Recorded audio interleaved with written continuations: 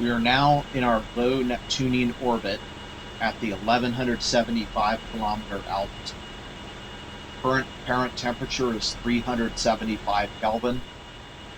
Density is 3 to the minus 10 kilograms per cubic meter. And the pressure 0.366 millipascal, already in the thermosphere.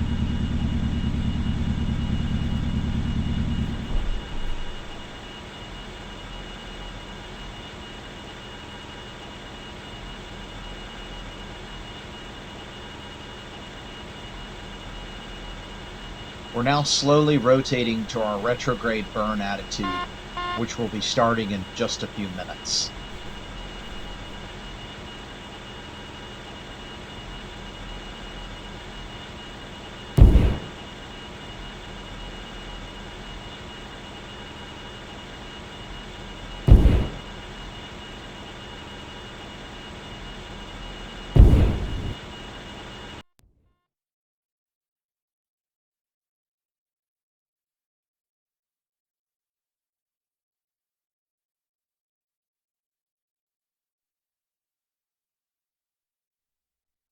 Taking a look at Neptune, we can see a white Neptune berg that is at the 1 bar line sitting above the hydrogen sulfide cloud deck around 4 to 5 bar.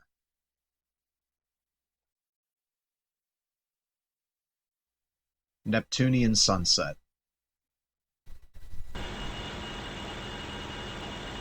We're now arriving at orbital midnight. You can see our altitude has fluctuated to around 1069 kilometers. That is due to atmospheric drag and OK.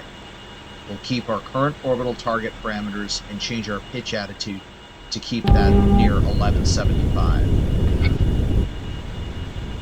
Turning retrograde.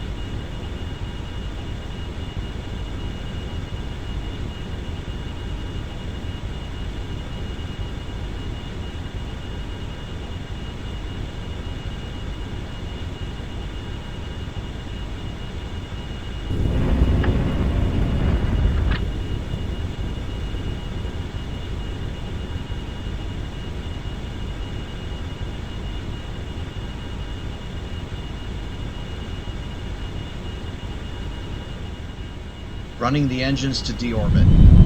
Target perigee is 25016 kilometers.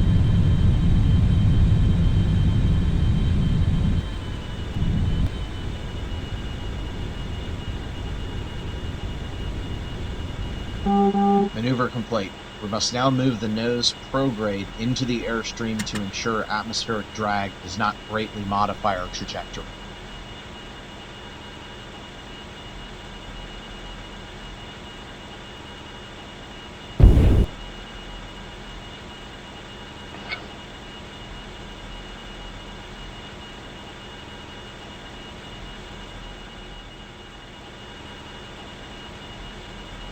We're running time at 10x as we drift down through the thermosphere. Even though the air around us is quite warm, the hull temperatures are cold as there's not enough density for conduction to override radiation. As we descend though, thicker air means the temperature will rise.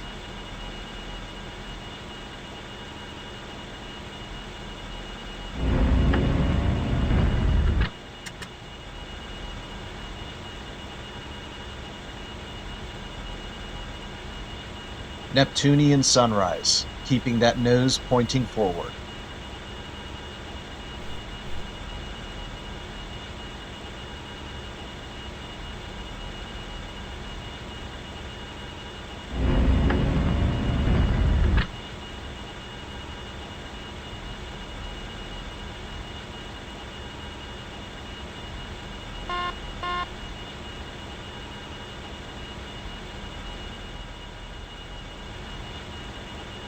The low solar angles here makes it possible to glean a few details from the hydrogen sulfide cloud deck below.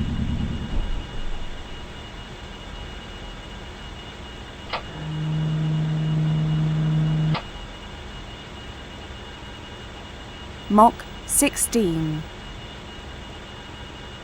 You might be surprised to hear a call out for Mach 16, when you might recall Earth orbital velocity as Mach 27. So what's going on here? Well, the answer is the hydrogen and helium greatly increase the speed of sound. So even though our speed is double what it is for Earth, the speed of sound in this atmosphere is something like 3 times higher than what it is for Earth.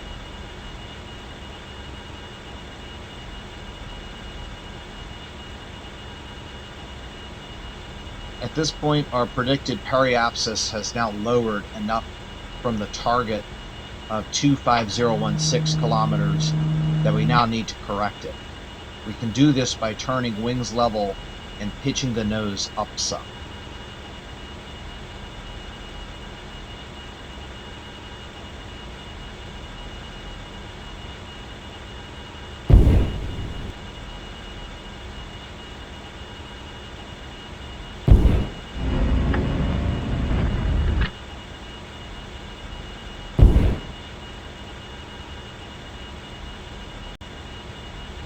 After just 6 more minutes, we've descended further and the hull has now heated through conduction through 0 degrees Celsius. It is now time to perform some entry prep checklist items. APU on, radiator closed. Secondary HUD, mode 1. Primary HUD surface.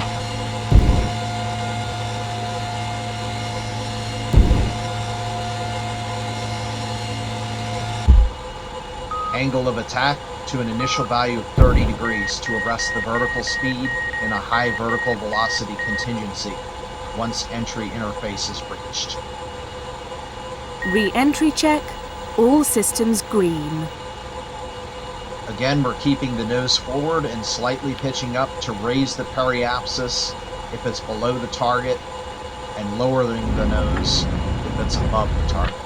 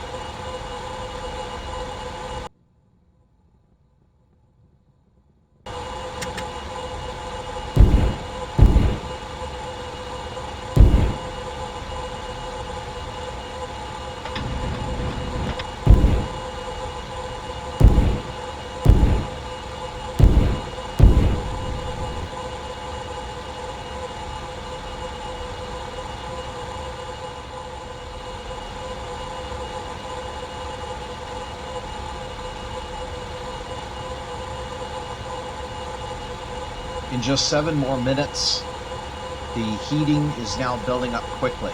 The nose is over 160 Celsius, and we need to make sure that the vertical speed is below negative 200, that is closer to 0, to avoid burning up.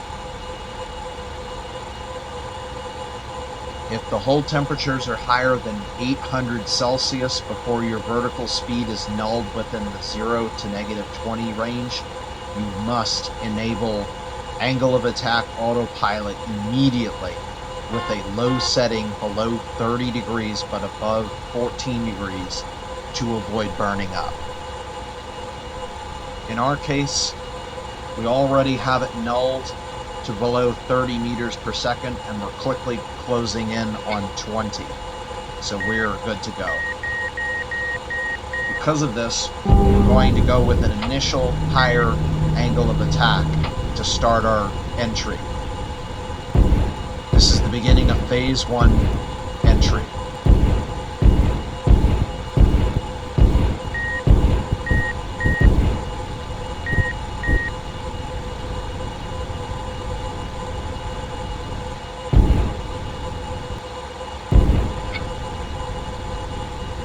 Our next goal is that when we reach negative 20 to 0 meters per second vertical speed, we're going to keep it there by adjusting our angle of attack autopilot to keep it roughly at 0 pitching up if it goes positive, and down if it goes below negative 20 meters per second. In our case, our entry path is so shallow we actually need to steepen it to enter. This is a very safe way to do it. If you start from too shallow, you're okay. Too steep means burning up, so we do it slowly using a fine adjustment of angle of attack.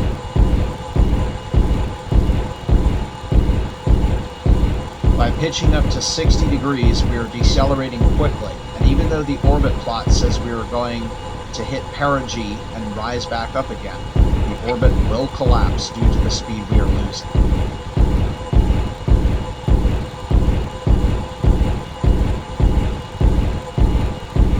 A quick check on the aerobrake MFD confirms this.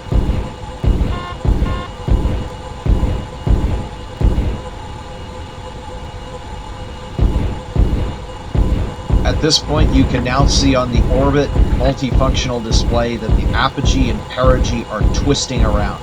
The orbit is in the process of collapsing. From this point on, we need to monitor hull temps and vertical speed. We should never allow vertical speed to exceed 50 meters per second early on. We can hold values near 50 until the hull temperature reaches 1,000 degrees.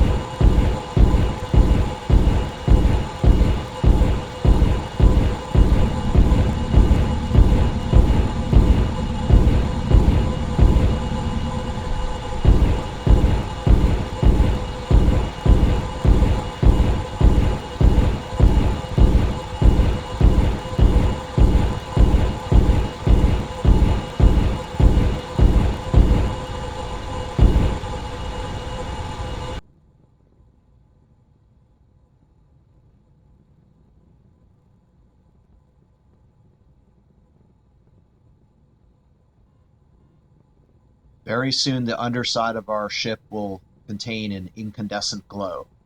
We're not quite there yet, but that phase is coming.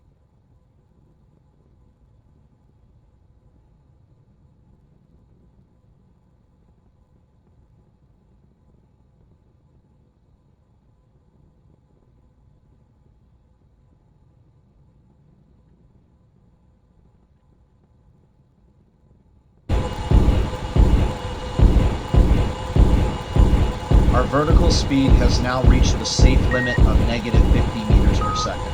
We now need to pitch down incrementally until the VACC right there reads positive.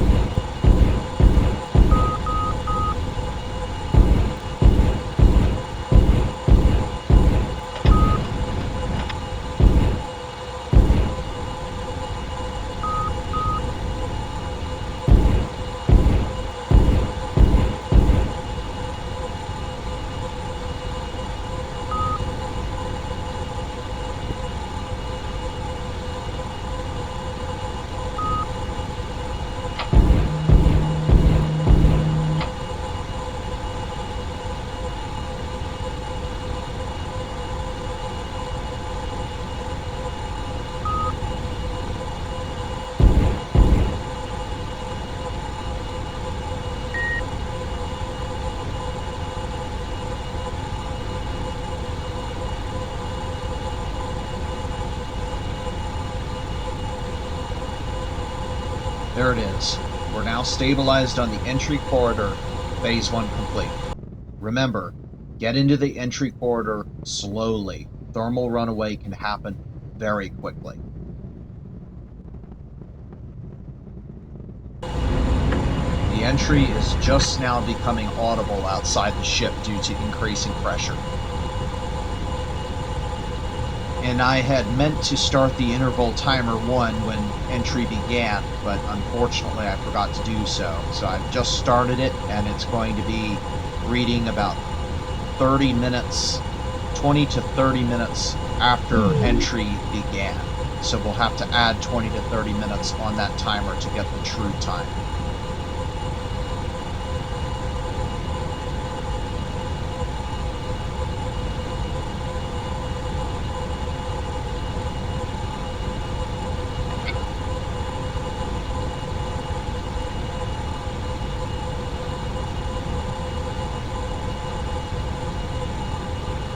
If you look at the surface multifunctional display on the lower right, we're finally passing underneath 14 kilometers per second. It took about half an hour to reach that point. Now the speed will exponentially decay, and at some point we will begin to slow a lot quicker.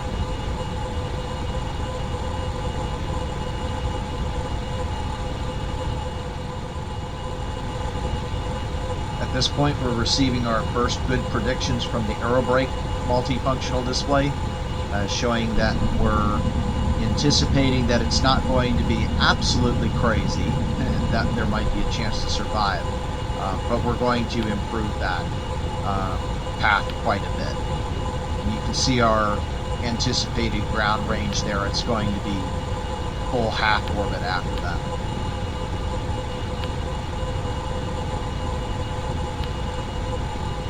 And there are the thermal predictions if we do nothing. So you can see that things will quickly become out of control unless we take a lot of drastic action to limit the maximum temperatures we get.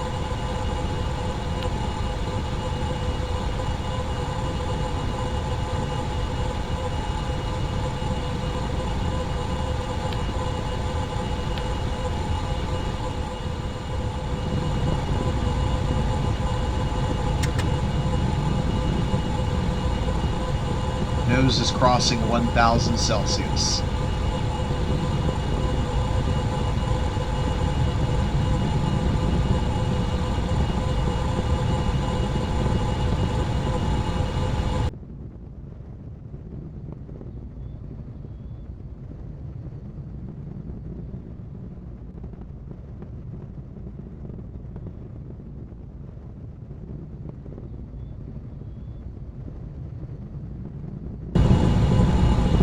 We've been in phase 2 for about 12 minutes now, and the temperatures are continuing to increase as Neptune's gravity is beginning to take an effect on our flight path.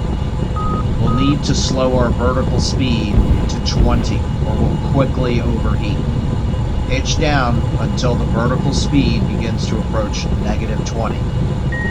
Note that our hull temperatures will initially spike up when we lower the pitch attitude. Don't let that phase you. It will temporarily become hotter, then cooler. For this reason, do not approach your hull thermal limits.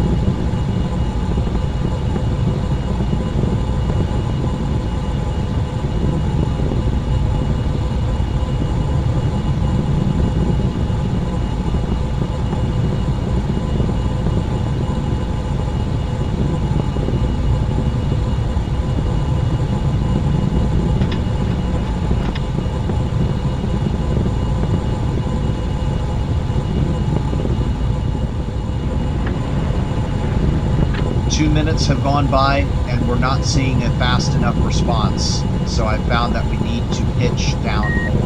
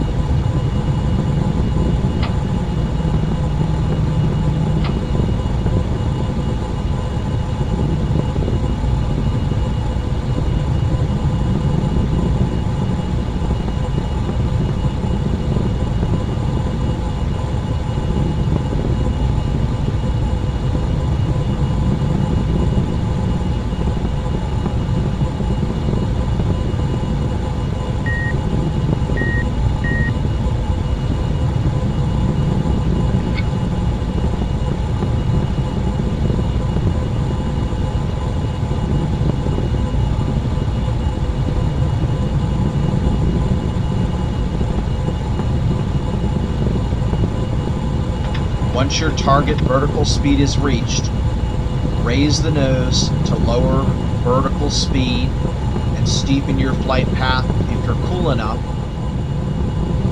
lower the nose to raise your vertical speed and shallow your flight path if you're getting too hot.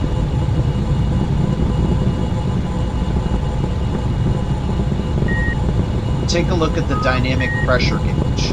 It's between the surface multifunctional display and the backup attitude indicator. Heat and dynamic pressure are related with velocity. It is a measure of how intense your entry is. If you're too hot, you need to lower dynamic pressure. We do that by lowering the nose a little to slow vertical speed. We're going to keep lowering the nose as Neptune's increasing gravity effect works harder to drop our trajectory.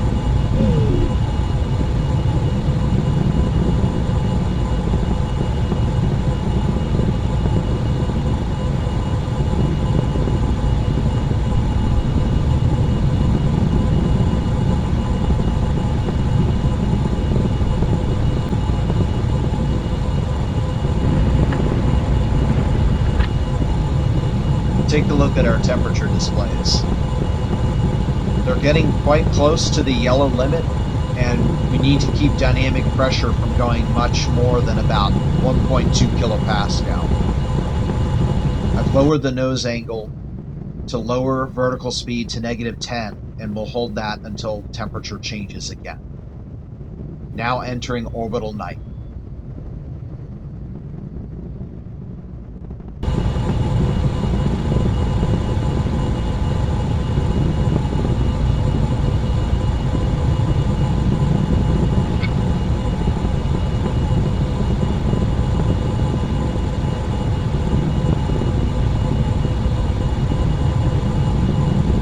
Going to raise the nose a little bit now.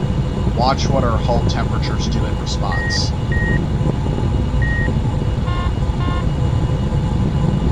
Now, it might appear that by raising the nose, the hull temperatures have cooled off some. Initially, they have. Do not be fooled by this. You will ultimately be falling faster and heating up even more given a few minutes. Let's see what happens with the temperatures in a few minutes.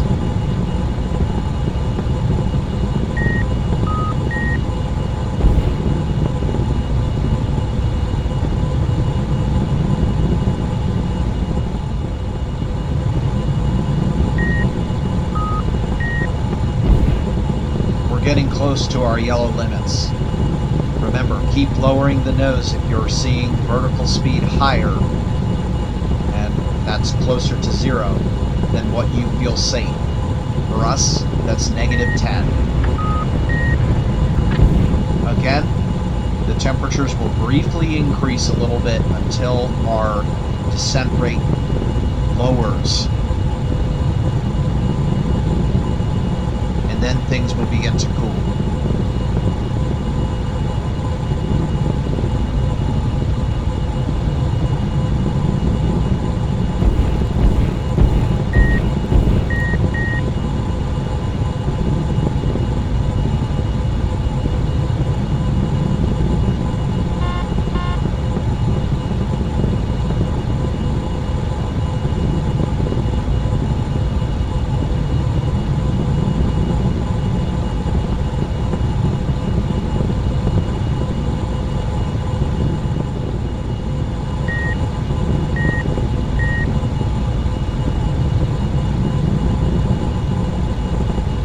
Take a look at our total acceleration in the lower left of the surface multifunctional display. At this point, I can say phase 2 is done. We're in phase 3, which means our deceleration will be a little bit higher and temperatures tolerable from here.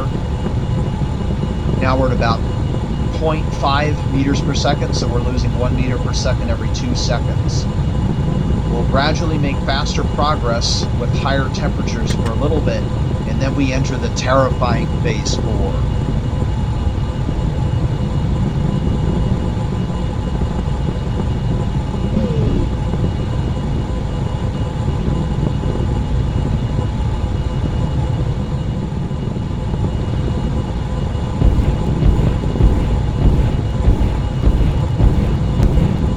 At this point, my temperatures are so close to yellow, I'm not feeling comfortable again. We're getting too hot. I'm abandoning negative 10 meters per second and going for negative 5. Lowering the nose until vertical speed shallows to negative 5 plus or minus 2.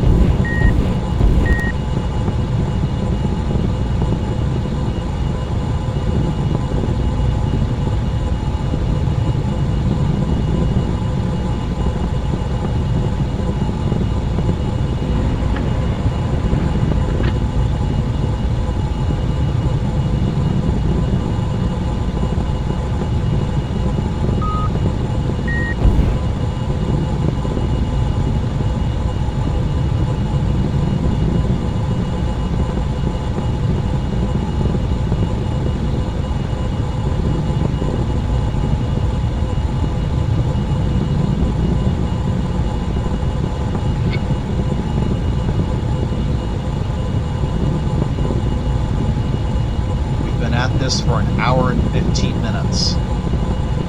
Speed finally at 13 kilometers per second.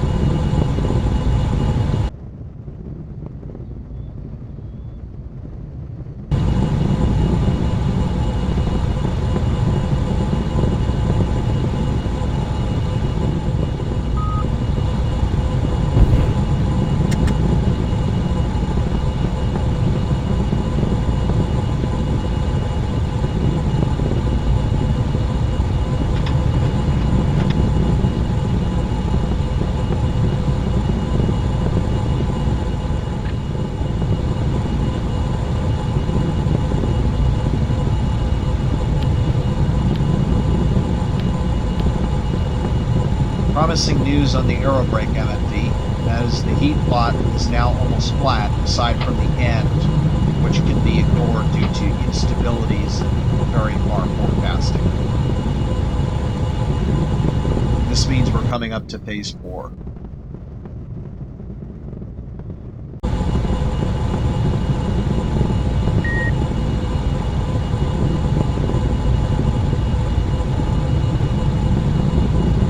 At this point, we've entered phase 4.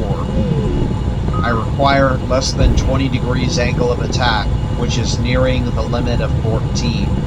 Utmost care must now be taken to manage vertical speed at safe values.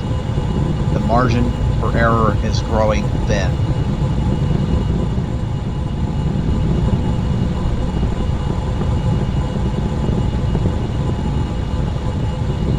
An hour and 45 minutes in, now below 12 kilometers per second.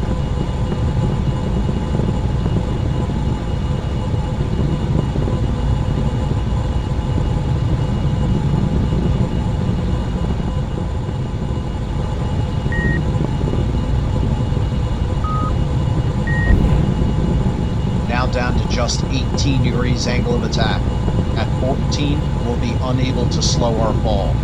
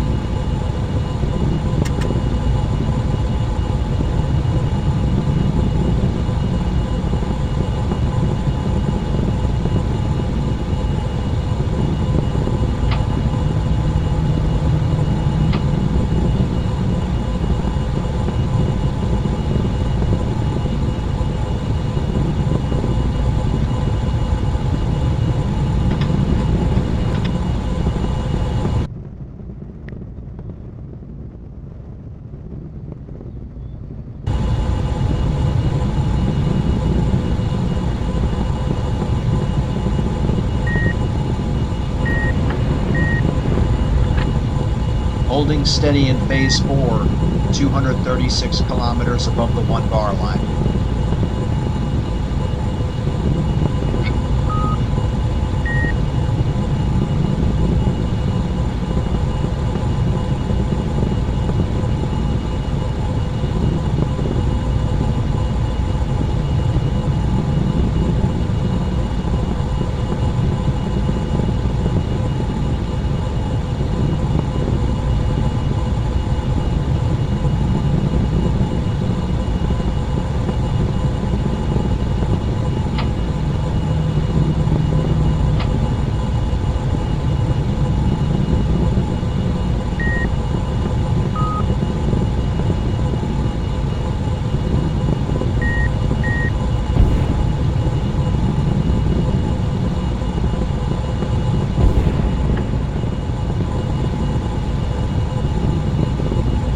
Seven minutes later, we're now below 11 kilometers per second, but now we're down to just 15 degrees of angle of attack.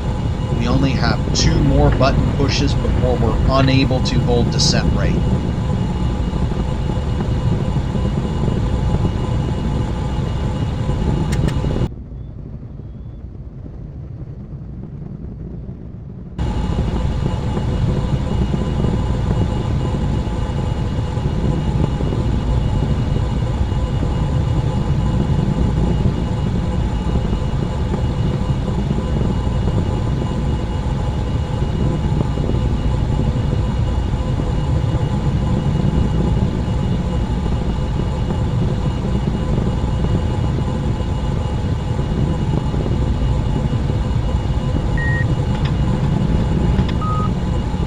Again, nearing the limit of controllability.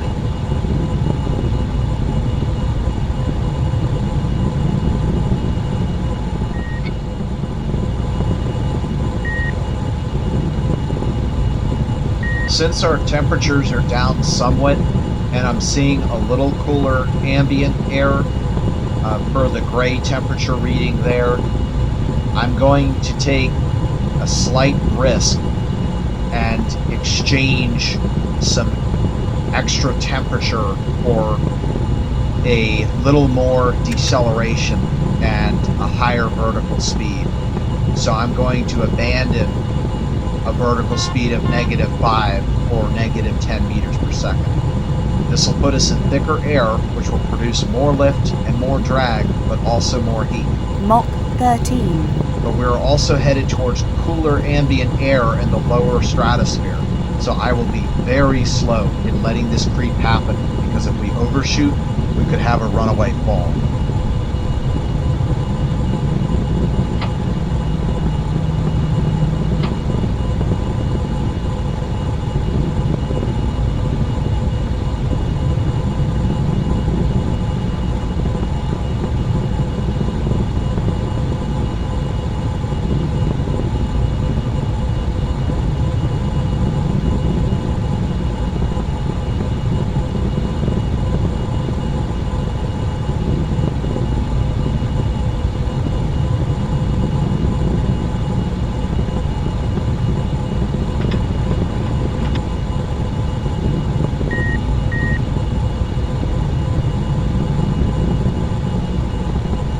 These temperatures are crazy in Celsius. Look at what they are in Fahrenheit. Alright, now holding 10 meters per second plus or minus 2.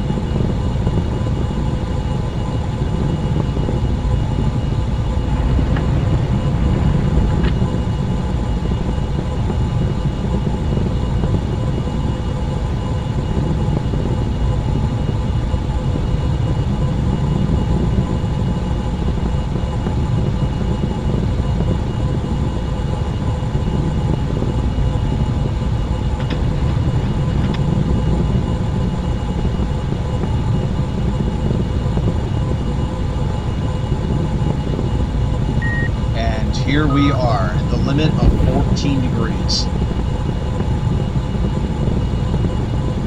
Watch what happens if I try to further lower it to 13.5 degrees angle of attack.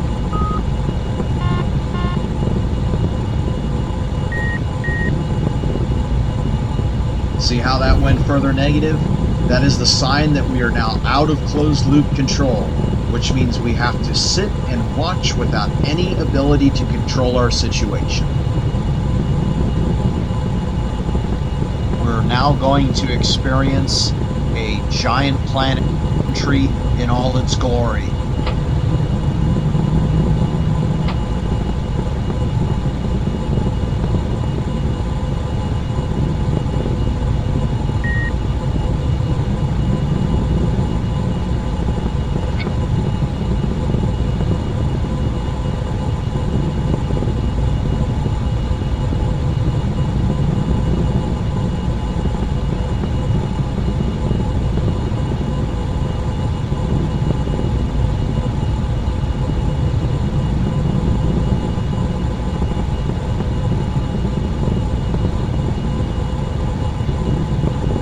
Entering the stratosphere now. If you take a look at the external temperature reading on the surface MFD or on the hull temperature display, you will slowly begin to see it creep down. It can't decrease quickly enough.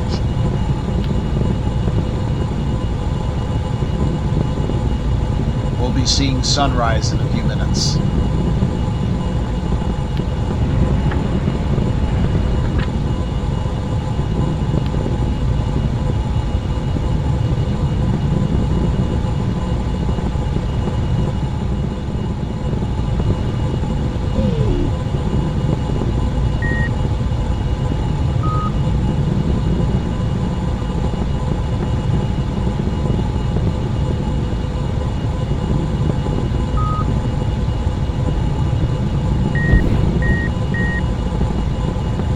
Still no control. Unable to get vertical speed any shallower. We're still falling faster, and there's nothing at all that can be done. We're now at the mercy of lift and drag, and our only hope is drag slowing us down enough and the ambient cool air being reached as we fall before we burn up.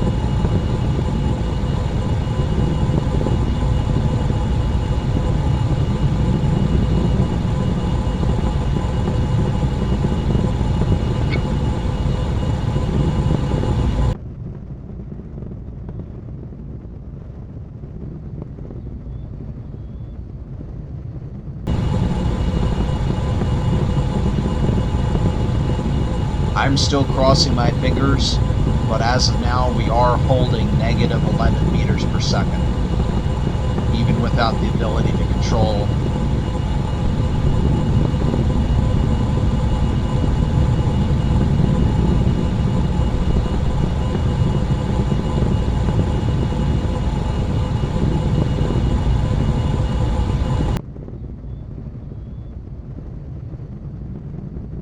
You can see Jupiter coming over the limb of Neptune right now.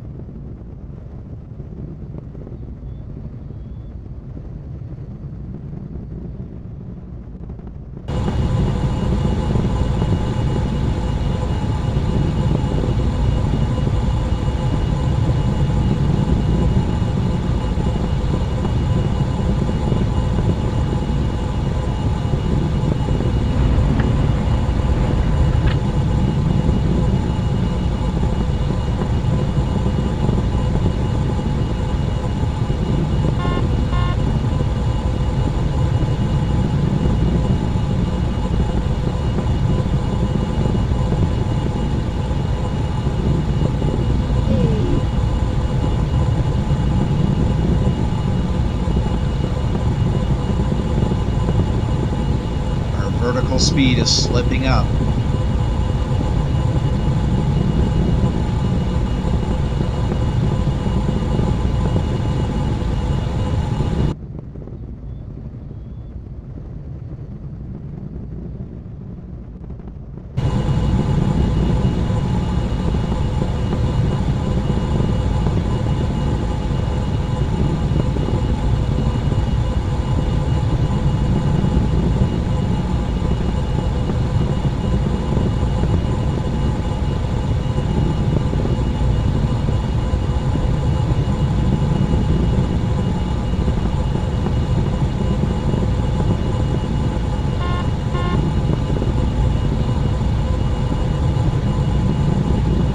Well, our fall velocity may be increasing, but at least we've reached a major milestone.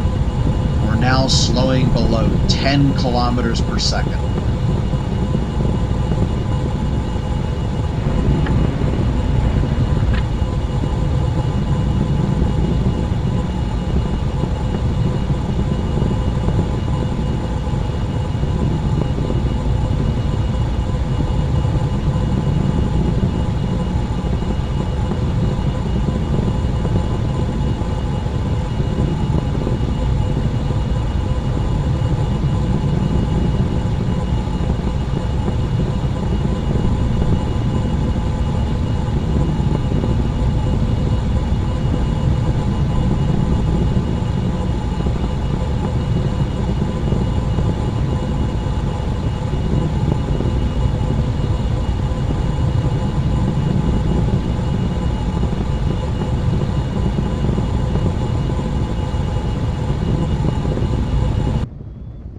This is the last sunrise we will ever see, regardless of whether or not we survive atmospheric entry.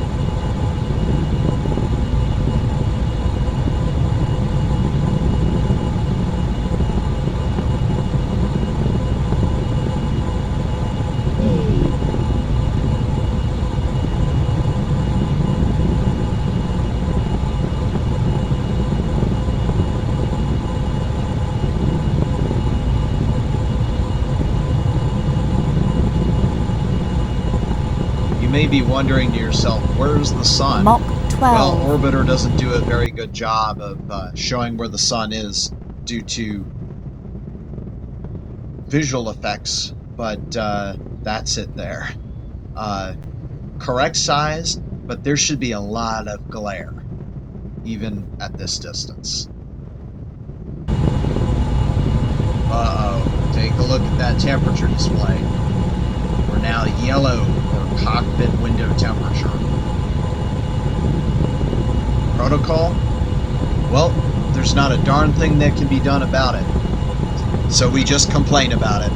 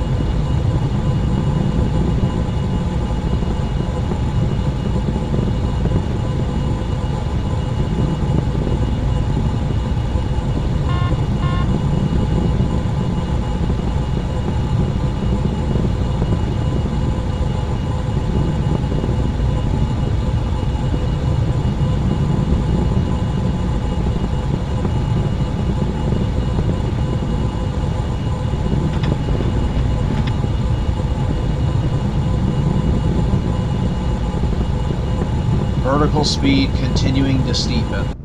My hope is this HE double hockey sticks ends soon, as our speed lowers into the comfortable region under 8 kilometers per second, which the spaceplane is properly equipped to handle.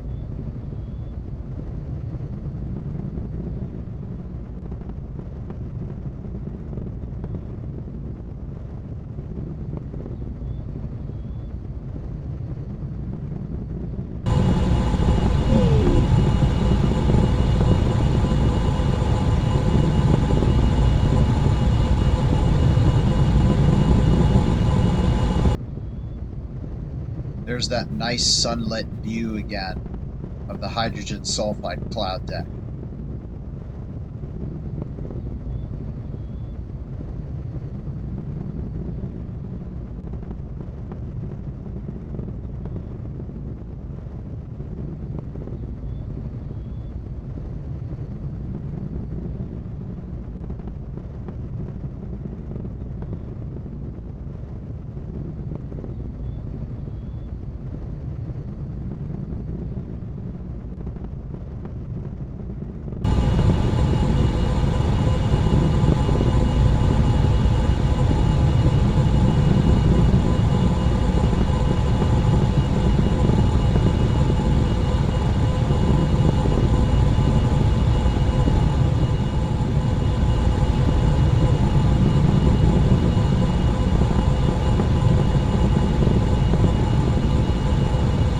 Meantime, our hull temperatures continue to push further into the yellow region.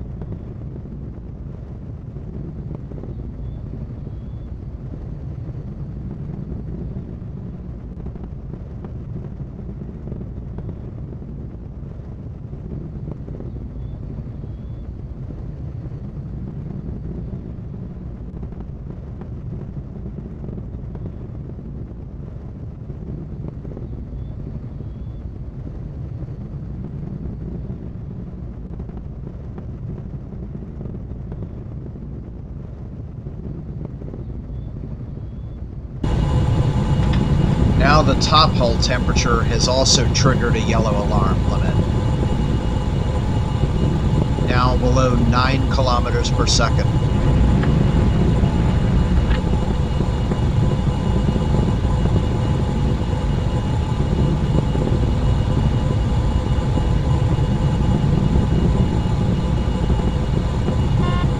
Mach 11.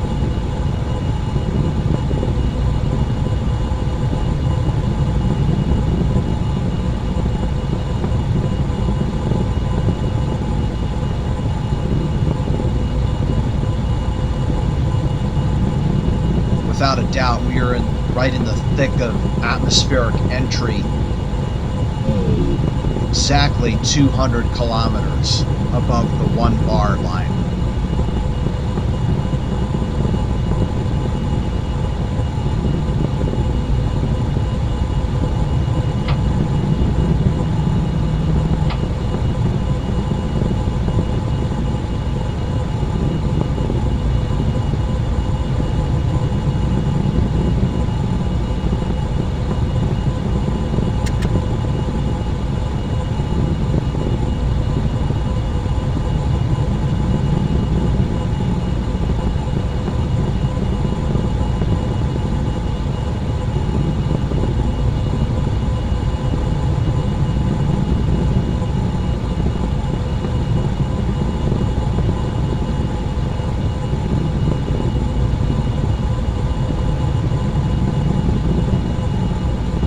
Entering the 8th planet from the Sun, and our velocity is currently 8888 meters per second.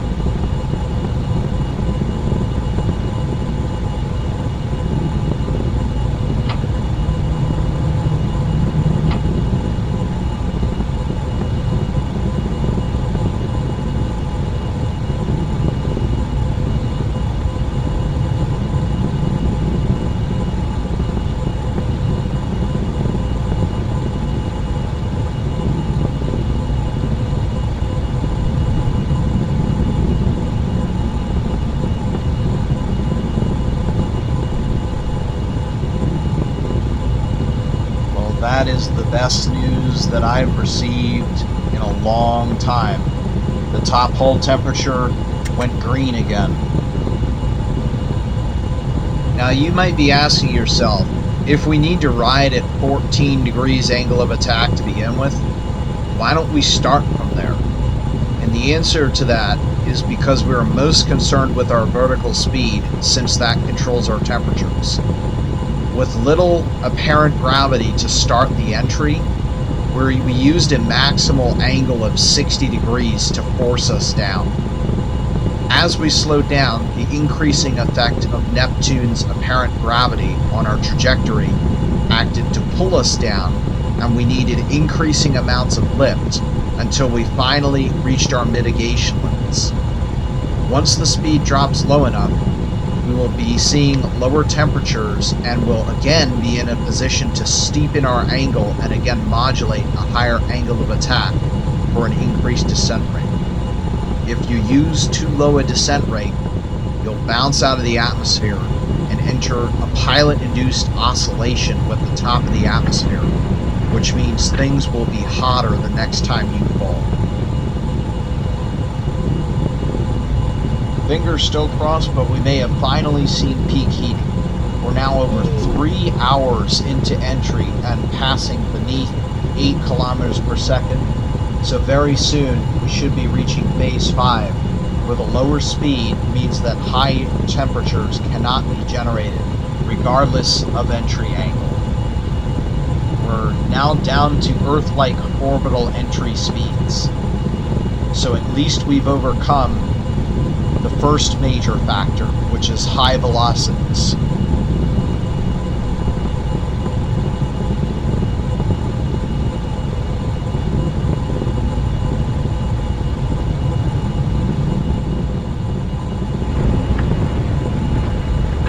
We're finally back under our yellow limits. At this point, I can say that we've passed through peak heating and we're going to survive entry. Once the nose cone temperature drops below 2000 Celsius, we can safely steepen our entry corridor again, and our entry will become controlled.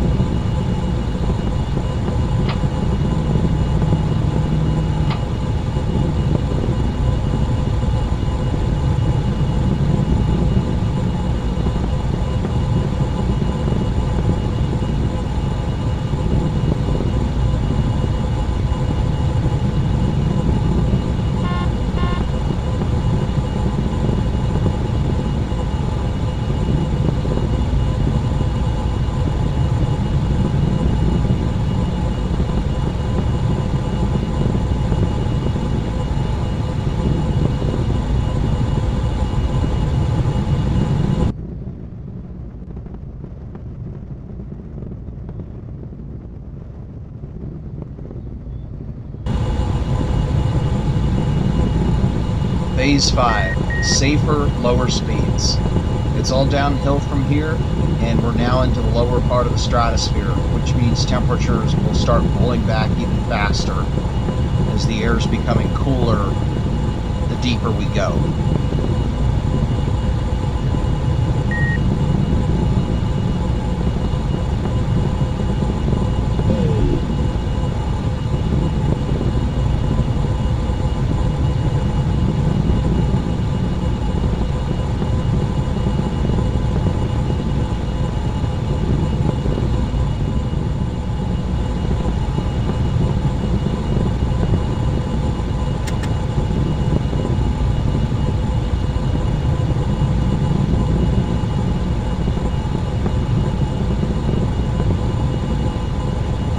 3 hours and 20 minutes into the entry.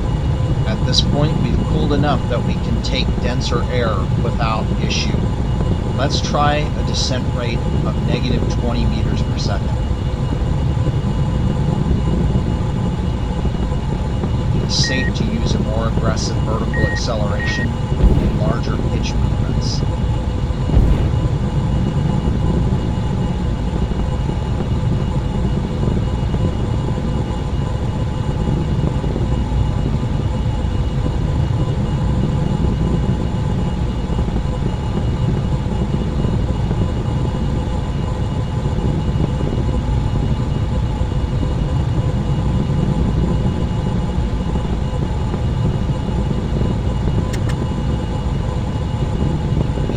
Here we go, below 7 kilometers per second.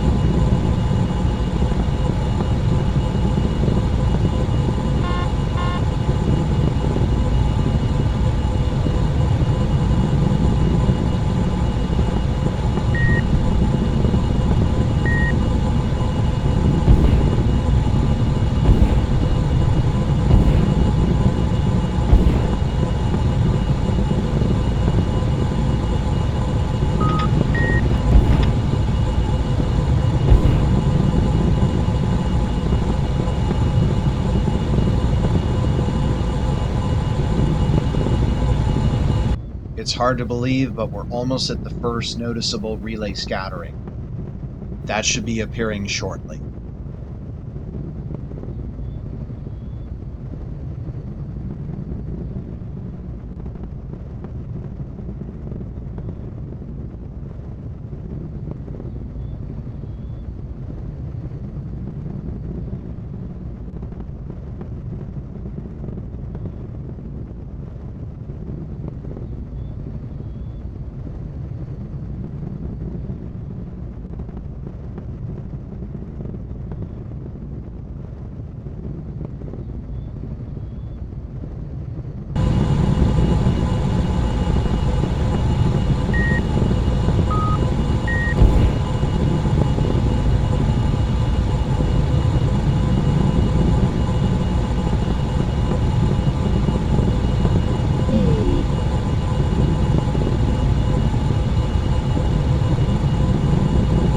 Fallen to 30 meters per second, and we're not burning up, so let's try holding negative 30.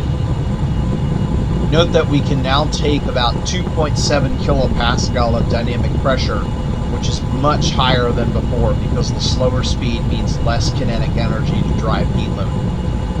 You can see the acceleration in the lower left of the surface MFD is climbing up, and we're dropping our speed at ever-increasing rates.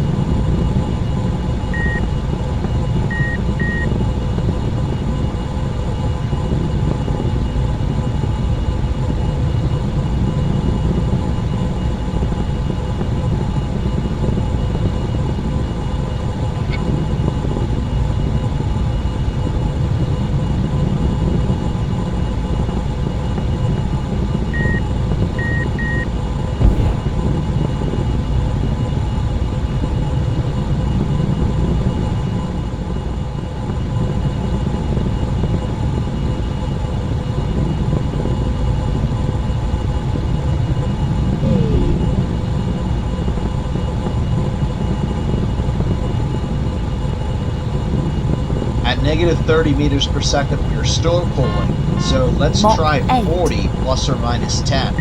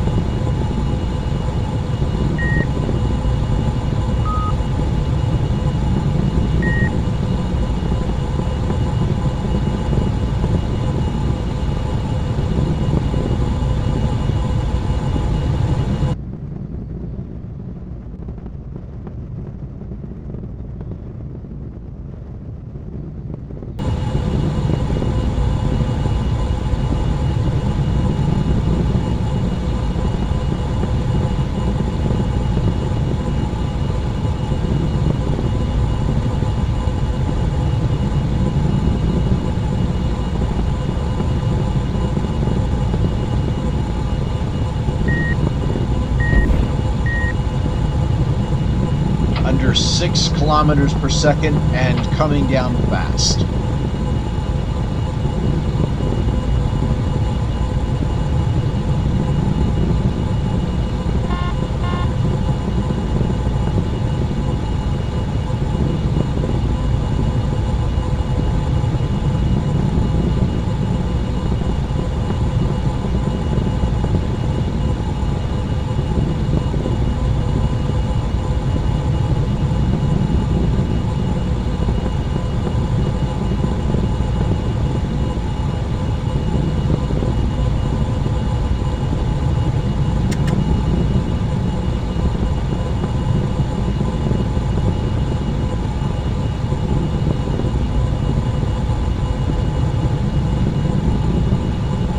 Vertical speed is unnecessarily low, so I'm steepening it by pitching up.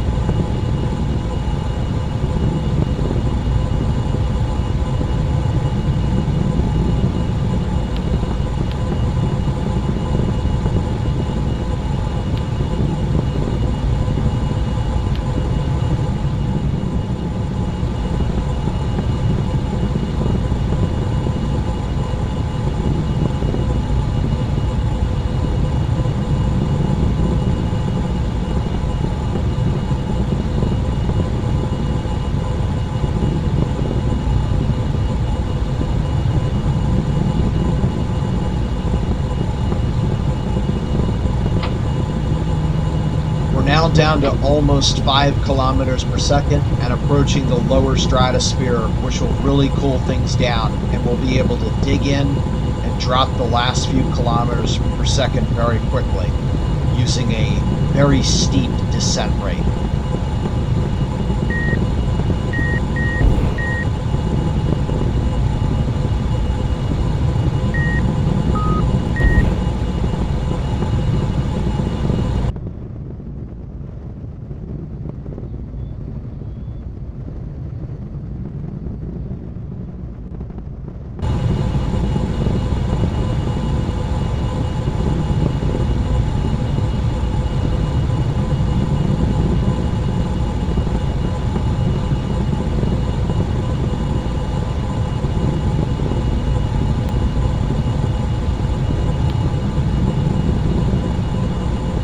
So close to the end of atmospheric entry that is where we're going to end up, pretty much exactly where we are now.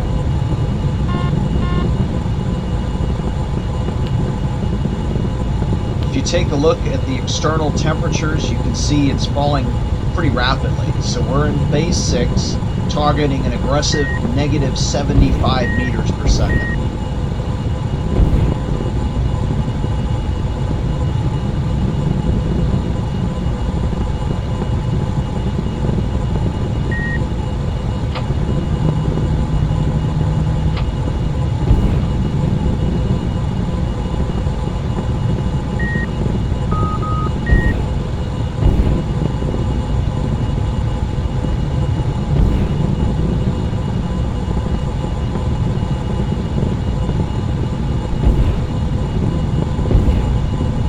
Very soon we will cool completely and be able to use our preferred descent rate of negative 200 meters per second without regards to heat.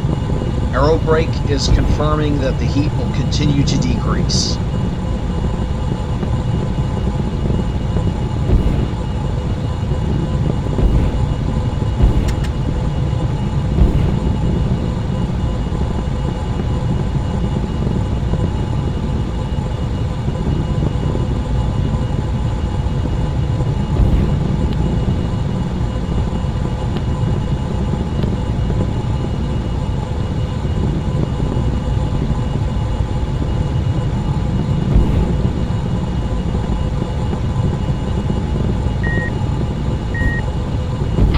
To this point, we've been decelerating at a snail's pace, but we are finally pulling a quarter G of deceleration.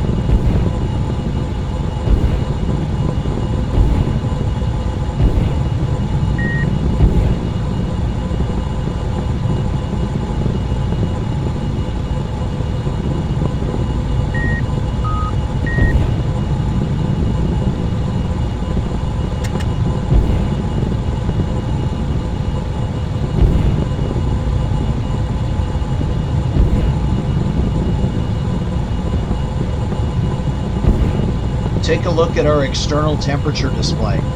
It's falling very fast as we near the tropopause, the coldest location on the entire planet. 55 degrees above absolute zero.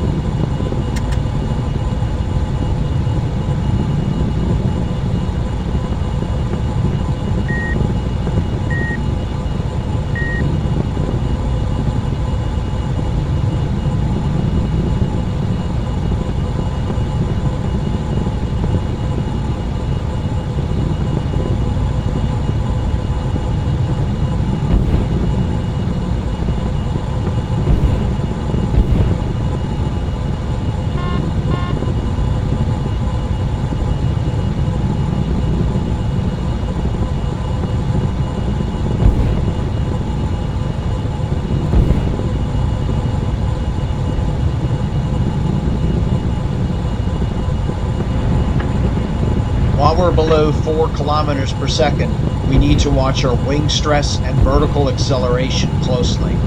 Though we have plenty of control now, they can run away very quickly as the air is becoming thicker.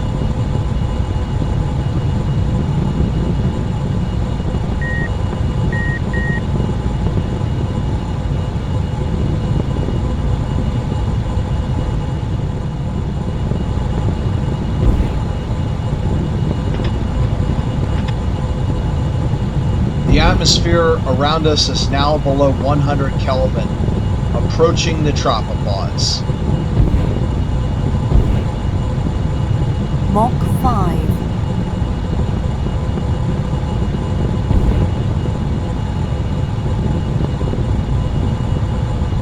At this point, I noticed that our vertical speed got really low, so we'll get back to negative 75 meters per second now.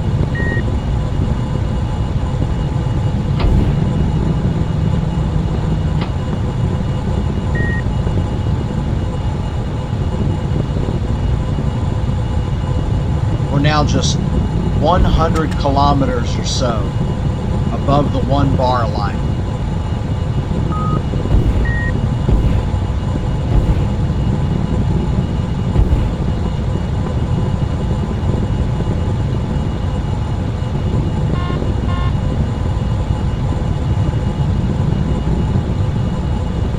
Now below 3 kilometers per second, almost finished with entry.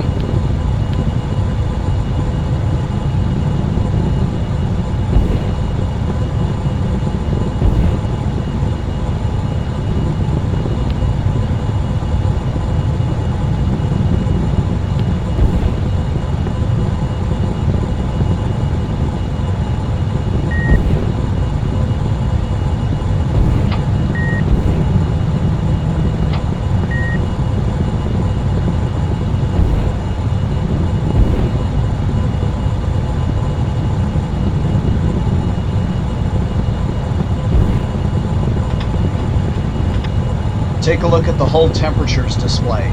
We're losing all of our plasma to the rest of our airspeed, and we're rapidly cooling. At 3 hours and 50 minutes, we're nearing the end of atmospheric entry.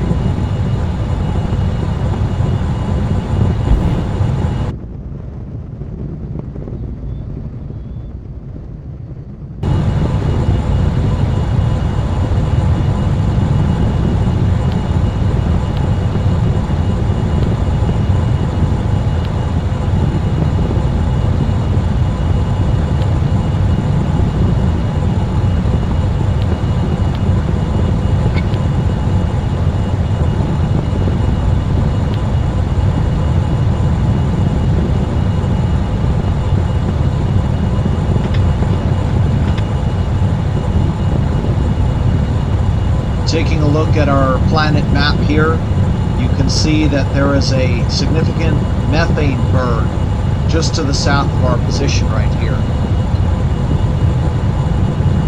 And we're now pulling half a G of deceleration. The temperatures have lowered so much that I'm no longer concerned with our descent rate. We're going to hold constant angle of attack now which will prepare us for the atmospheric entry dropout Mach 4. to enter unstalled free flight, which will happen at Mach 3.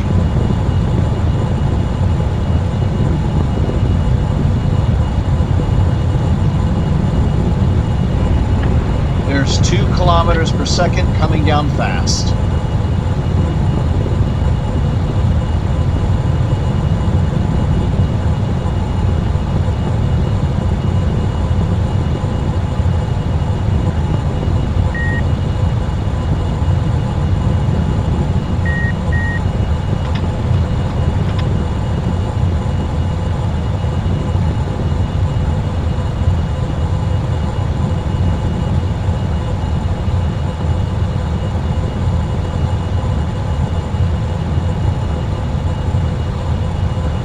Phase 7.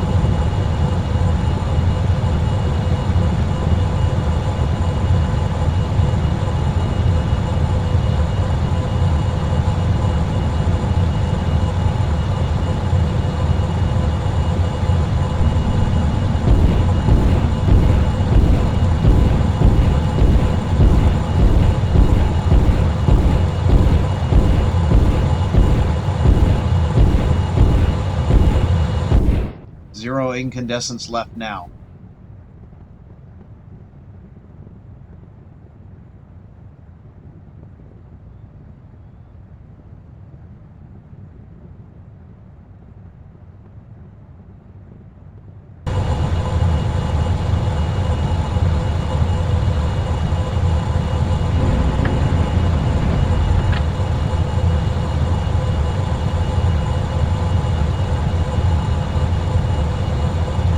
Mach 3. There it is, the Mach 3 call out. It is now time to exit our stall. To exit the stall smoothly, we're going to incrementally lower angle of attack until we reach a point where the vertical acceleration shoots up very positive, and we're going to wait for it to climb up. And that's happening right now. Because of the low angle of attack we've been at, this only happens with a single 2.5 degree movement. Now we're going to watch the dynamic pressure gauge. Once it drops below 10 kilopascal, then we can continue incrementally lowering angle of attack, hold angle, while watching the wing stress level. If the wing stress spikes, we need to pitch up quickly. If we don't, and the wing stress is hard, it could rip the ship apart. Since we don't see that, we will slowly break the stall by continuing to lower angle of attack, angle to 0.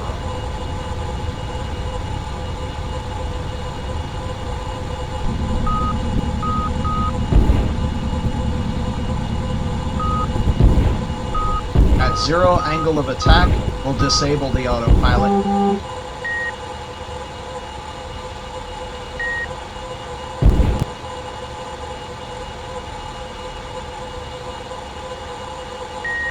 Next, we're going to configure our secondary HUD for surface mode. We'll center the center of gravity shift as well as the elevator trim.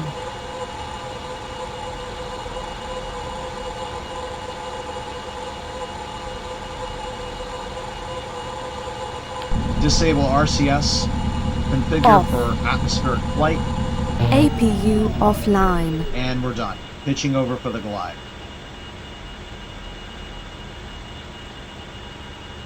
Going back to it being difficult to fly near the tropopods, I'm going to demonstrate this now by going elevator neutral and completely hands-off, allowing the craft to glide down.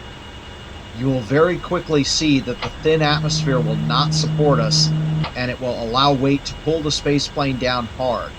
But even though the density is low, the pressure is comparatively high, and so if you take a look at the temperature displays, we're going to heat up very quickly.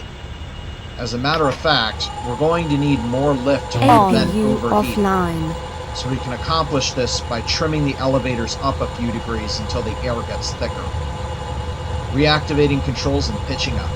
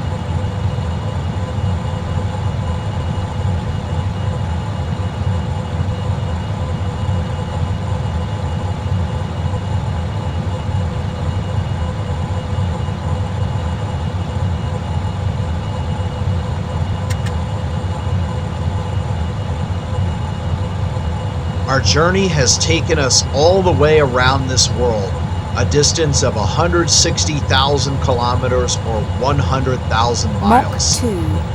Finally, we're diving into it. Stay tuned because things are about to get really interesting.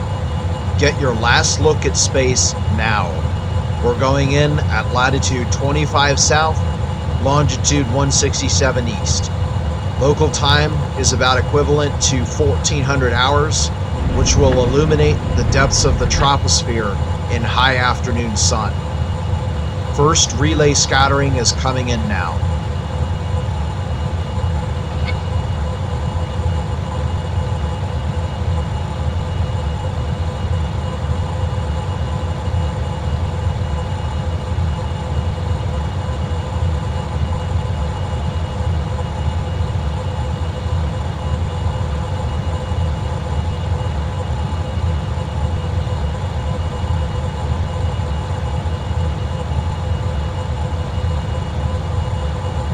At this point, we've slowed to a stable descent velocity and will begin pitching down for the final time.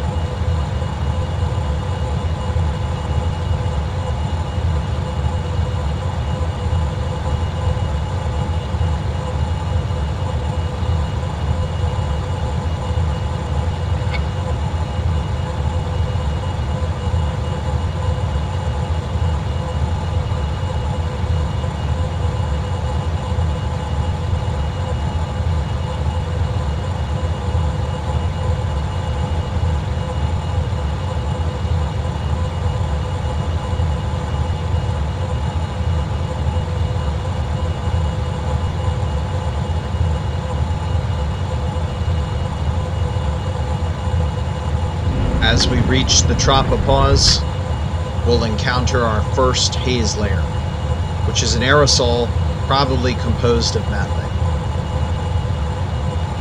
You'll see the sky brightening significantly over the next minute.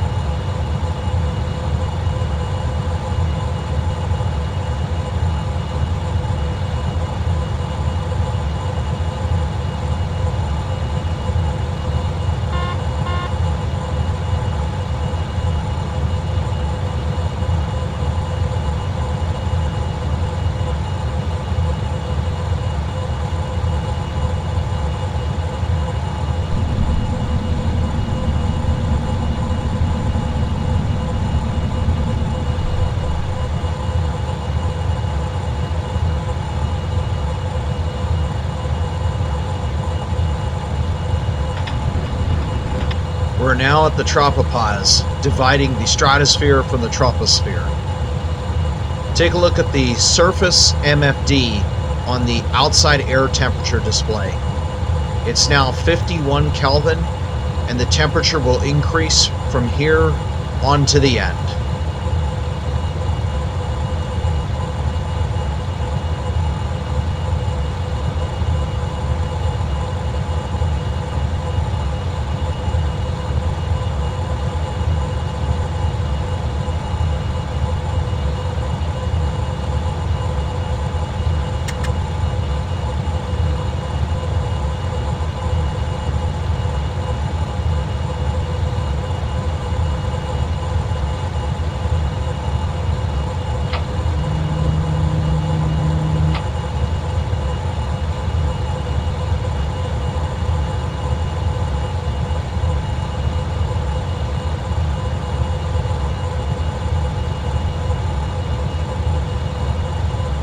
Subsonic. The low density has allowed for high-speed flight despite the high pressure. We only now just go subsonic. At around the same time, the air pressure is about as high as where commercial jets fly on Earth.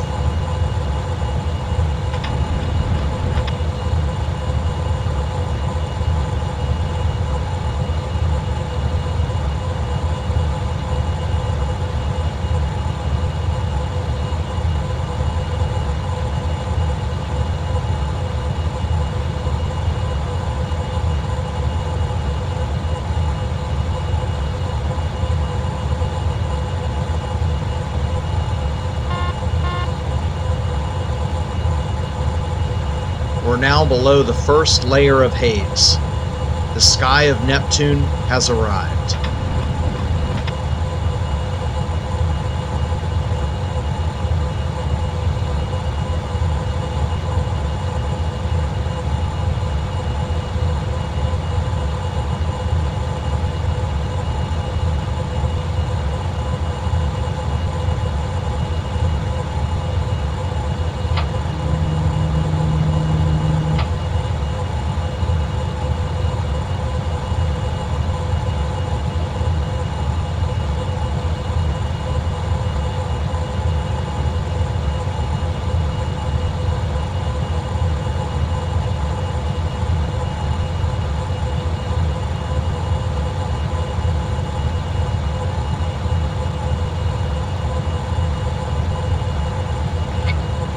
Ahead of us, we can see a towering white cloud. This is part of one of the aforementioned methane bergs.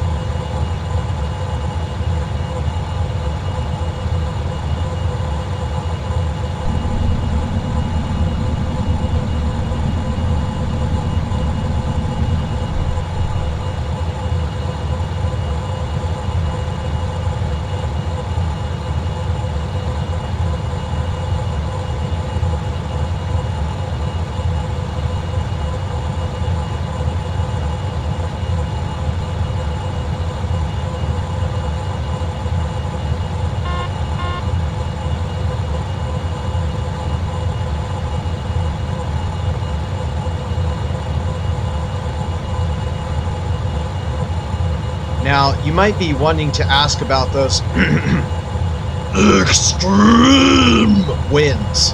Where are they? Well, we're actually in them. Like an airliner in the jet stream above Earth, we go with the flow unless we're near an area of high shear and we experience very little turbulence.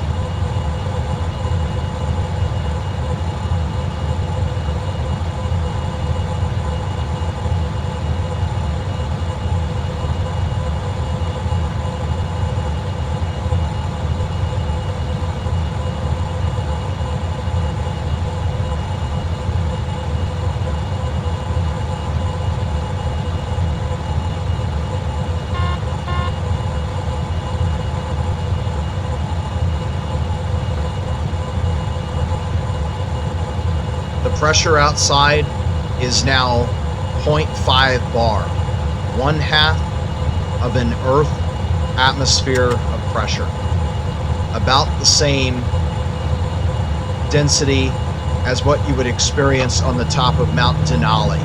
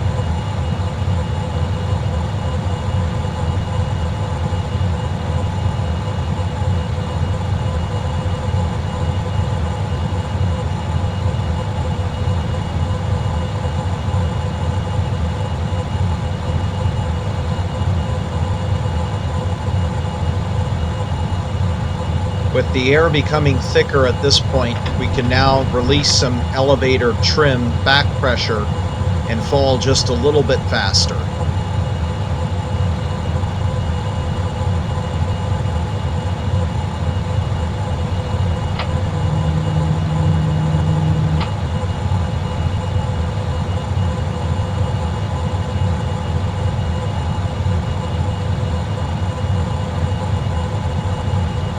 1 bar. Exactly the same atmospheric pressure experienced at sea level on Earth. Also the official 0 altitude of Neptune. We were above, we can now be considered on, and from here on out we will be considered inside Neptune. The temperature is now 80 Kelvin, and we've now passed underneath of the methane berg layer. You can actually see the berg that we passed on the map in the lower right multifunctional display.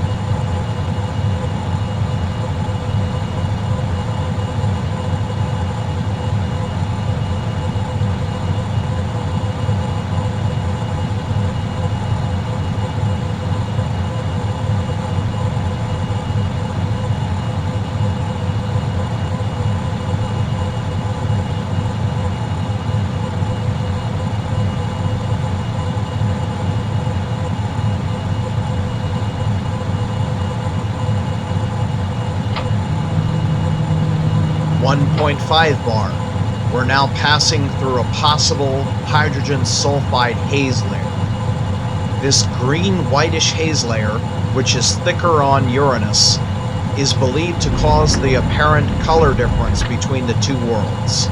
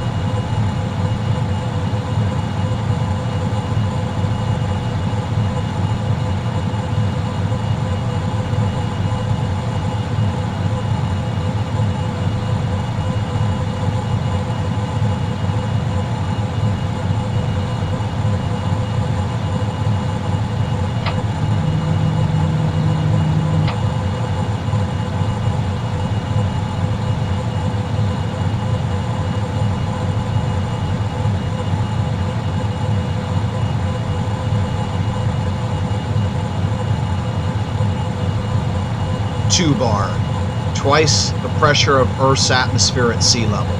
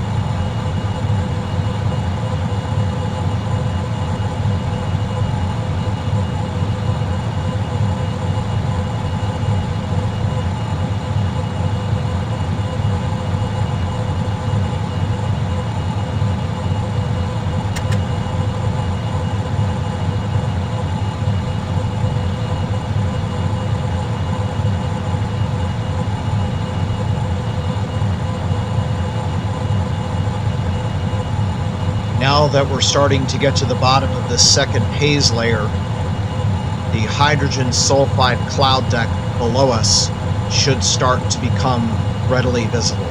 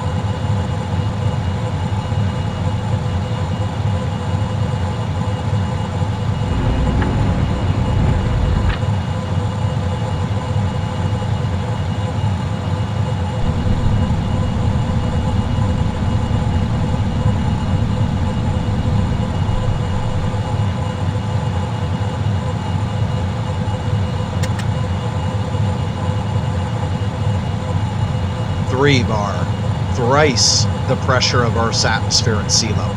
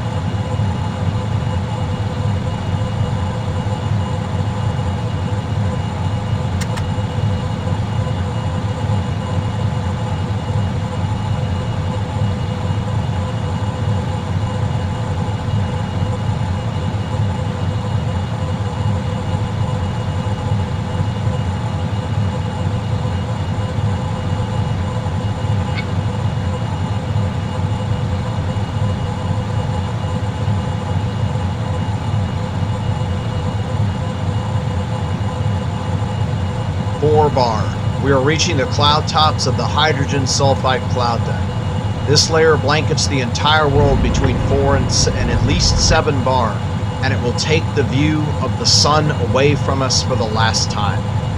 We do not know how deep this cloud layer goes because you cannot see down to the bottom of it from space. But if it is composed of hydrogen sulfide, it should not exist below the point the temperature reaches 185 Kelvin.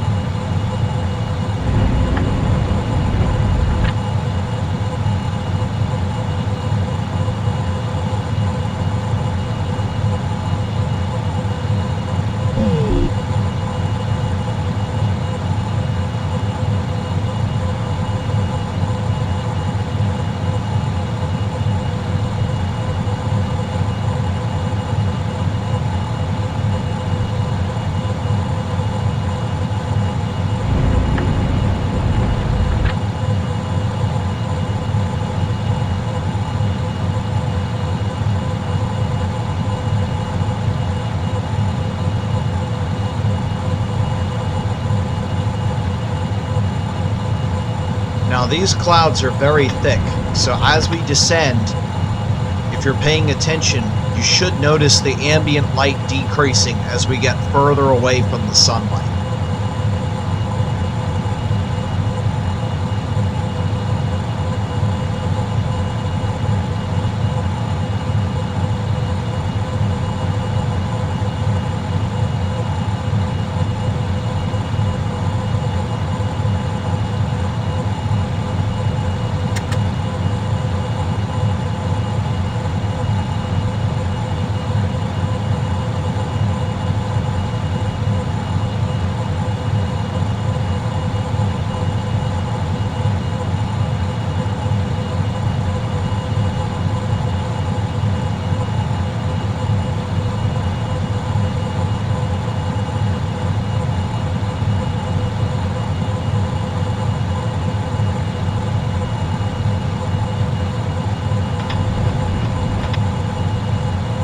The density is now over 1.225 kilograms per cubic meter, which is the density of Earth's atmosphere at sea level.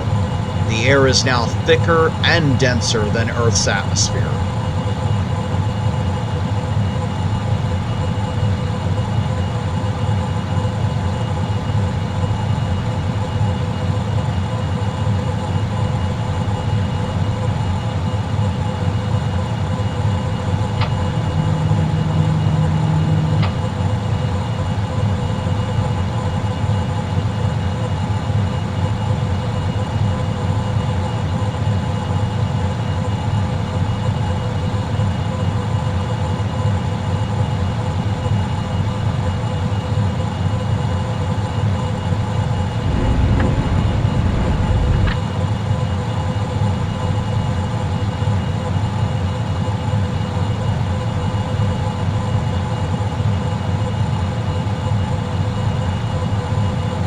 Six bar. Just busted through a hydrogen sulfide cloud. We're now in ammonia cirrus clouds.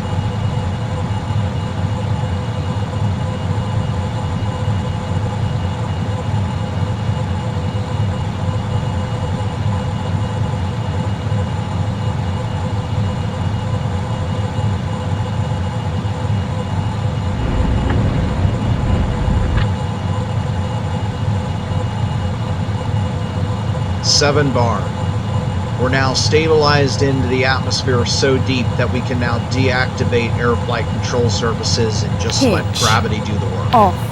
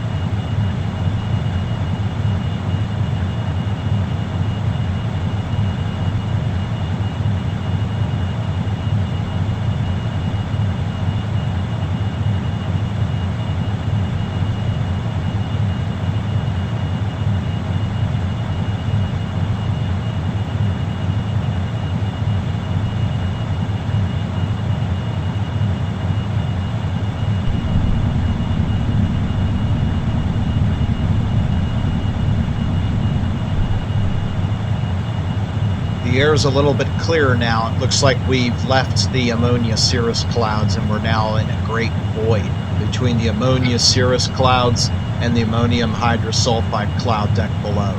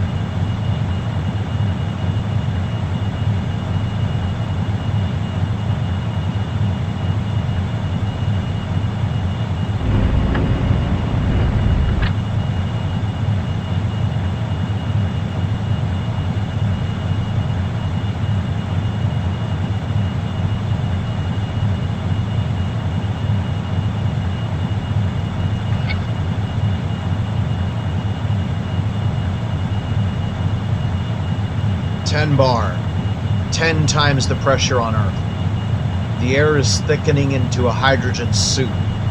This is about the same pressure you would find about 100 meters underwater.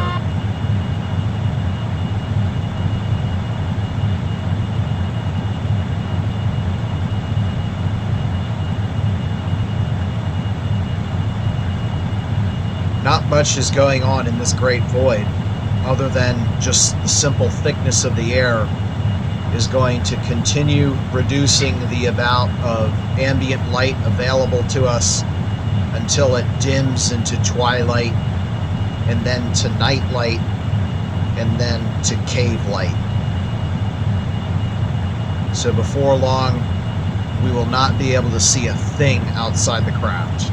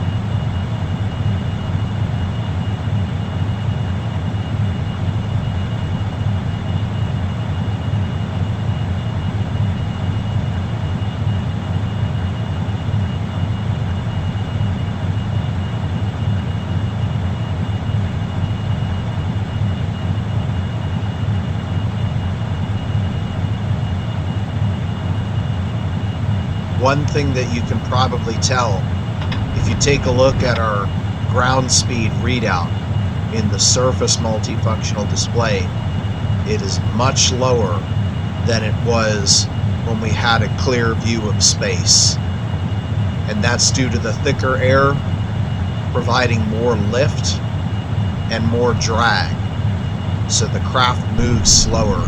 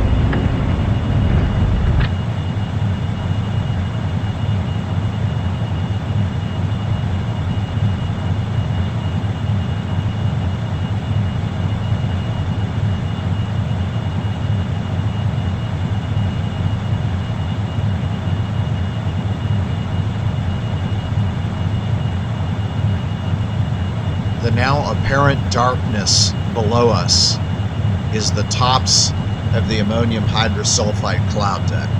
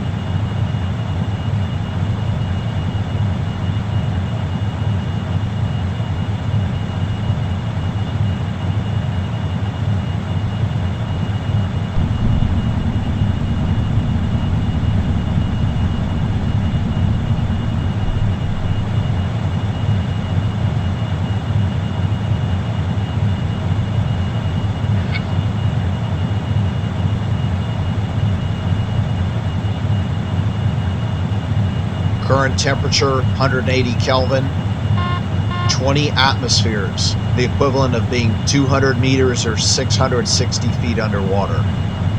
We'll be entering the ammonium hydrosulfide clouds in a few minutes. At a density 3 times thicker than Earth's atmosphere, these clouds are a soup and the remaining light will disappear. Even at this pressure, clear, cloudless Pacific Ocean water would also be very dim, not to mention the fact that we are 30 times further away from the sun.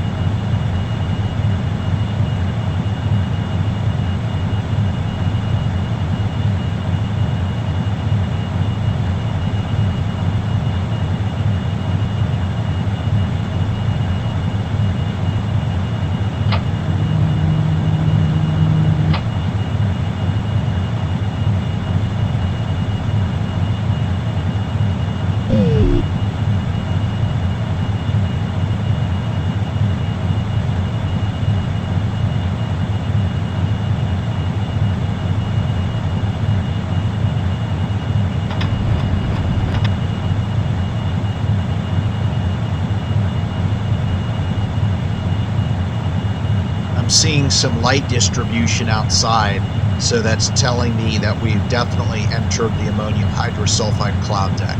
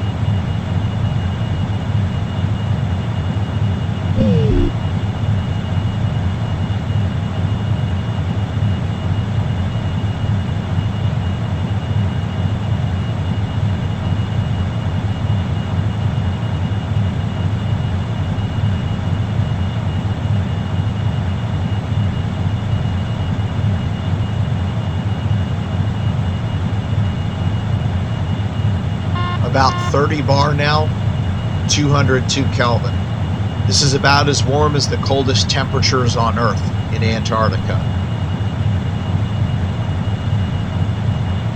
It now appears completely pitch black to me, and that's despite the fact that we're in the middle of the afternoon.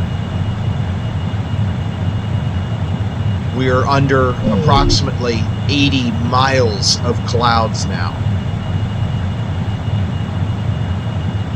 Now, hopefully, as we near the tops of the water cloud thunderstorms, our surroundings will become occasionally illuminated by the lightning.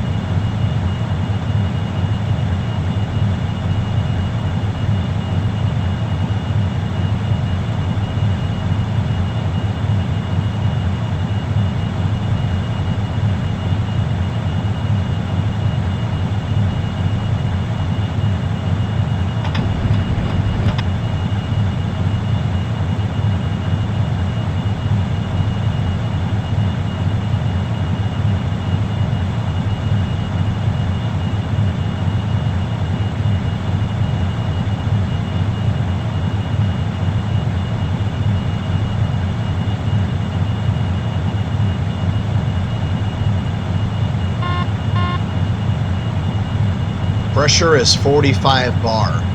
There is one location on Venus that is the tallest mountain, Maxwell Montes, where the pressure is at this value. I believe I've seen the first lightning strikes, which would indicate that we have now left the hydrogen sulfide clouds and are now in a gap between those and some water cloud thunderstorms underneath of us.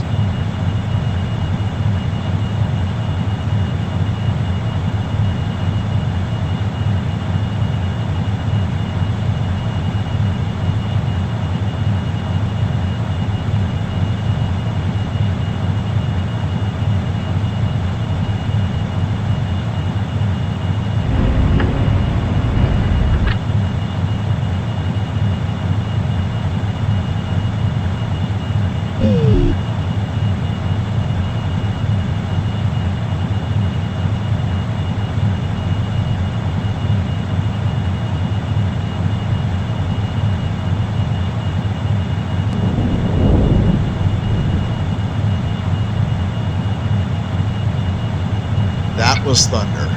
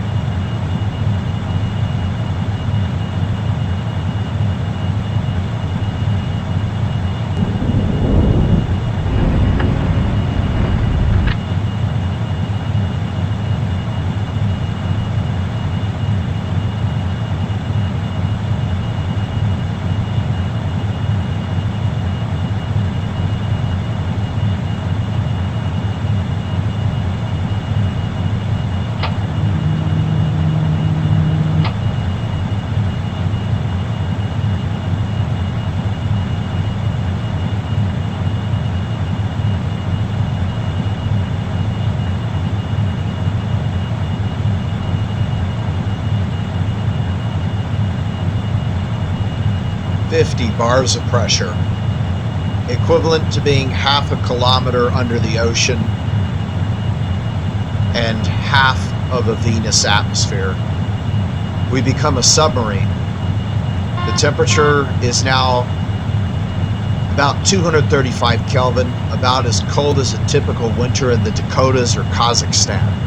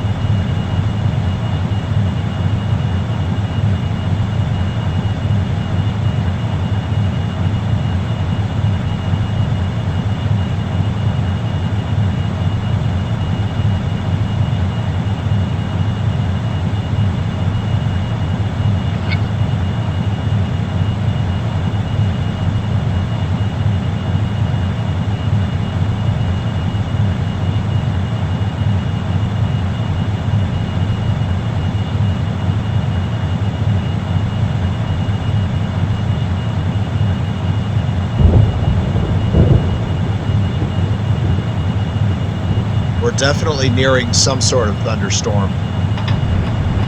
The delays between the lightning and the thunder are shrinking as we get lower.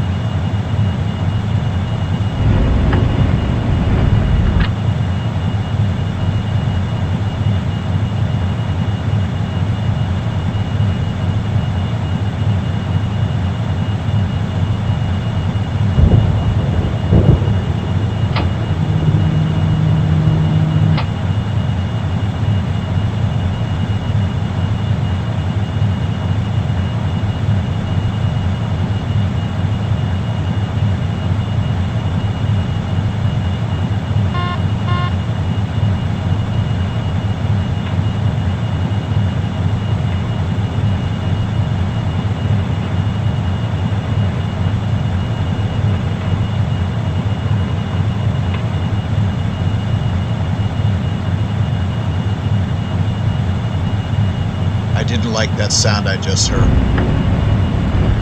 It sounded like metal creaking.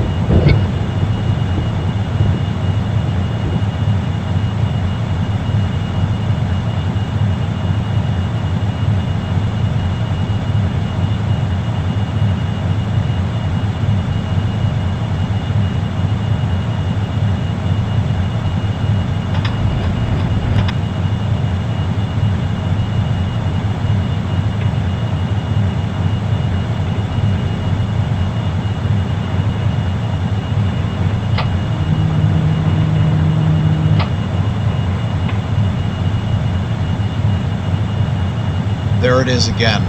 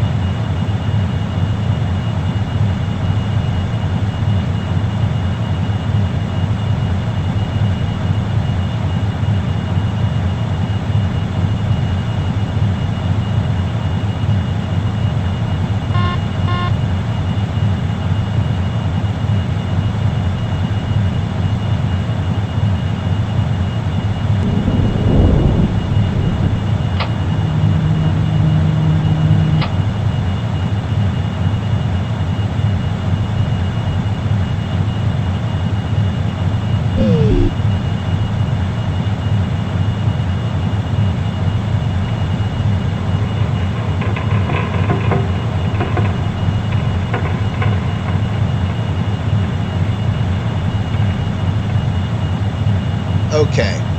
Loud enough this time. I can recognize that now. That's the sound of the hull creaking under the pressure.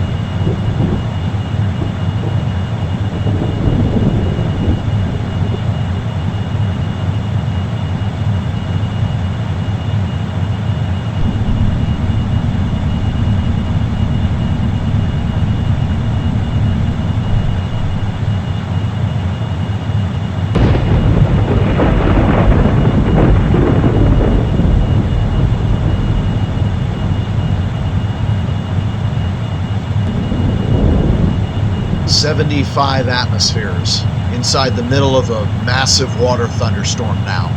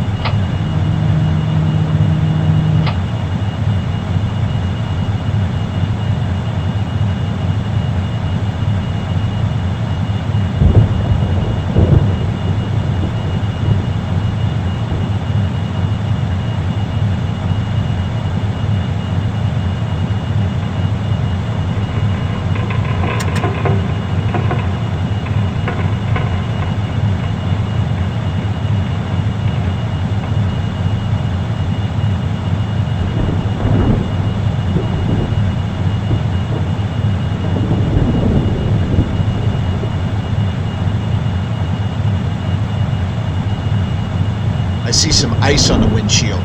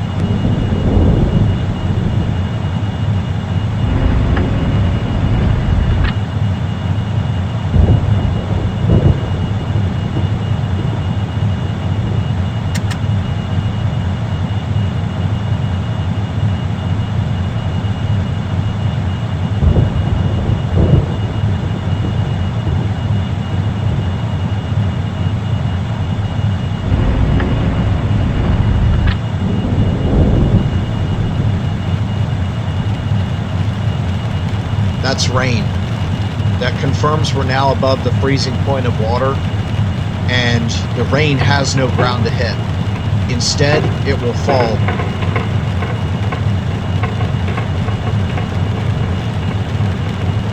Miles into the abyss until the atmosphere's hotter region is encountered, where the rain will evaporate and boil away, and then rise as vapor. We may be below the water clouds now, but with no light and heavy, thick air, there's really no way to see it. We're approaching the same thickness as the average pressure on the surface of Venus.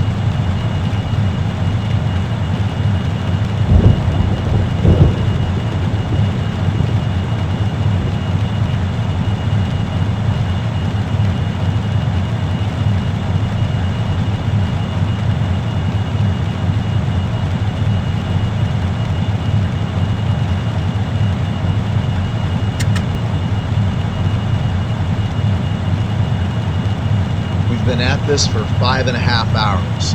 Before long, it will be hot outside the ship. The hull, heated by friction with the air, is now almost 100 Celsius. Good thing the ship is completely immune to pressure, right?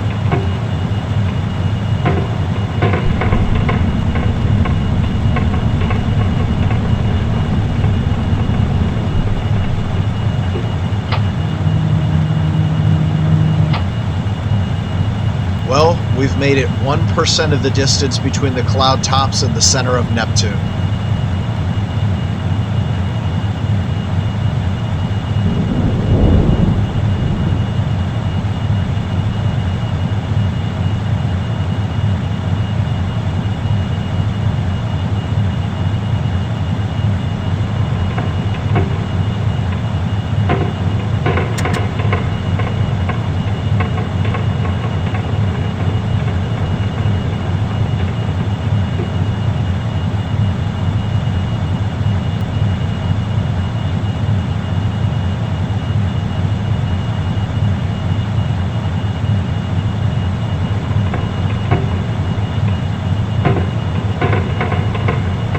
What is that? Warning. Ship damage detected. Warning. Airframe damage. Warning. Decompression danger.